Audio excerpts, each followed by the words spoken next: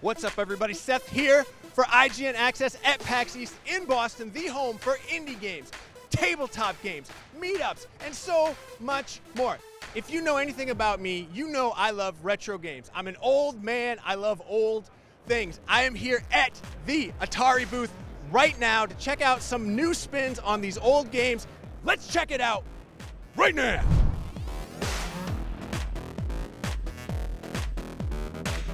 Presented by the United States Air Force. All right, Dave, tell me, what am I looking at? It looks smaller than I remember. It is a tad smaller. This is the 400 Mini. Mini gives it away. It is a replica of the Atari 400. It plays all games from the ST family, so the 400 to the 800. Atari was one of the early companies involved in the home computer era. And this is sort of a celebration of that. It comes with close to about 24 games. It's a cool variety of games, and they've added features that weren't available at the time, like pause, rewind. You can even film and watch your games, save states, that connect really quickly to a modern TV with HDMI, and you're off and running. They designed a version of the joystick which is based on the original, feels like the original, responds like the original, but they snuck in all these buttons. So there's actually 7 buttons, 4 on the ring, this one, and then 2 on the front. So they've been able to sort of engineer a lot of functionality into a small form factor. Beyond that, it feels great. It's got the membrane keyboard. Obviously, it's non-functional, but yeah, it feels and looks like the original. It's pretty cool. March 28th is when it starts shipping, which is right. Very soon, yeah. Yeah. All right, David, could you tell us a little bit about Atari 50? Atari 50 is an amazing collection that was pulled together by a studio called Digital Eclipse. Real fans of the brand. They've developed Atari games for years, their whole career. So when we had an opportunity to do sort of a retrospective of the games and the company, they were the perfect partner to do it. Could you explain a little bit about what makes these classic games different, how they're remixed, honoring their past and brought into this modern era? So we kind of approach it in a mix, right? So Atari 50 is a classic collection where it's the original games emulated and finessed just enough to get them onto modern hardware, but really no changes to them. And where we're adding value is the storytelling and the depth and the interviews. We're going to be dropping some DLC for it later this year with some additional gems that didn't make. Can you give us some details of? Cannot. I have a crisp $1 bill. I can't tell you too much about it. It's so much so that I blocked it out of my mind, so I couldn't answer the question in case I got. That is a pro move right there.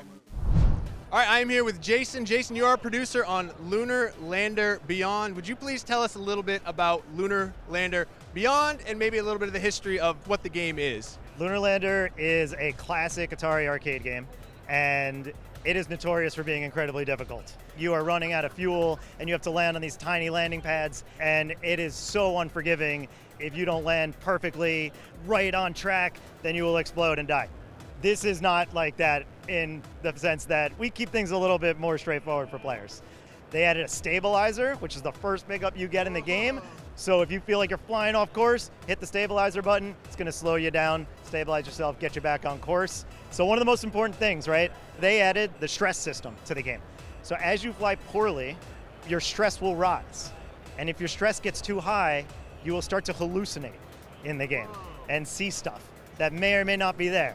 So that could mean that a mine could actually look like a pickup that you want at a key moment. You'll also see these pink elephants that'll stalk you when you're at the insanity level. And if you touch them, there's a chance that they'll send you flying in a direction you don't want to go. That sounds very devious. Oh, one more thing I mentioned. In the insanity difficulty, that basically turns the game into a roguelike of sorts, with permadeath on your pilots. So if you lose your roster of pilots, it's game over, and you got to start over. I would never recommend somebody jump into insanity as a first playthrough. I would use the others as more of like a practice run. All right, what are we looking at right here behind me? So this is Quamp 2. It's actually a sequel to Pong, which was the first commercially successful video game that really launched the industry. And it's a really simple yet difficult game. Basically, imagine if the ball was tired of getting hit back and forth between 2 panels. It escapes, and this is its journey. So the balls have risen up.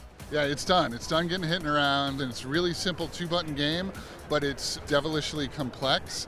Like most Atari games, it's easy to pick up but hard to master.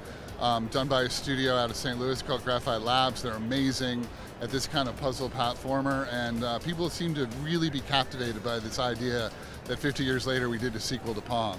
You say it's fiendishly clever. Could you explain that? Because I think when people think of Pong, they think of literally the simplest possible gameplay, and I don't think anybody wants that in 2024. 1974, yeah, that was pretty rad, but what makes this different? What's the hook on this one?